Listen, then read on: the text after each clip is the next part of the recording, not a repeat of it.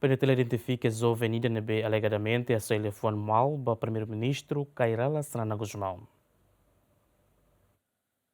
Joven alegadamente hasai liafuan mal ba Primeiru-Ministru Rala Xanana Gusma e a celebração aniversário de MTV para Walo e a sala multiusos bebora dili domingo Primeiru-Ministru Xanana Gusma, membro governo Balo no membro Parlamento Nacional. Jovem tenta a tu participa e a Gemen Fórum da Rua e aniversário de Gemen, badala o aluno com a Timor-Leste Politics, Diplomacy no Economic, nebe orador principal do Fórum Mac Rocky Gerung, Rússia Indonésia, no panelista Timor-Wan Nainhat. Bem, hira Fórum Nelau, Jovem, nebe Hanessa Mos, estudante Rússia Universidade Paulo, e a relaran, onde a Maluk Sira, Rússia Informação, com a Insato participa e a Fórum a comissão organizadora Sira lá foi oportunidade para estudante hira a tu participa também a convite. A situação funcionário Balo monta a televisão ida e aliur no estudante hirakne pela acompanha de men fórum da rua mas bem hira jovem sirane hare primeiro-ministro nia oi sai e ecrã televisão alegramente jovem lá contente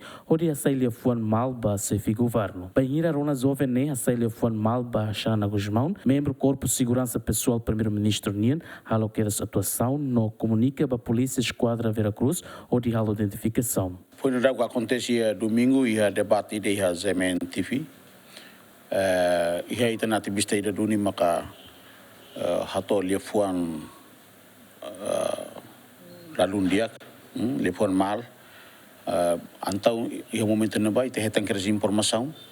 Depois tinha espécie moço assegura que elas e o momento não vai nia consumo lano.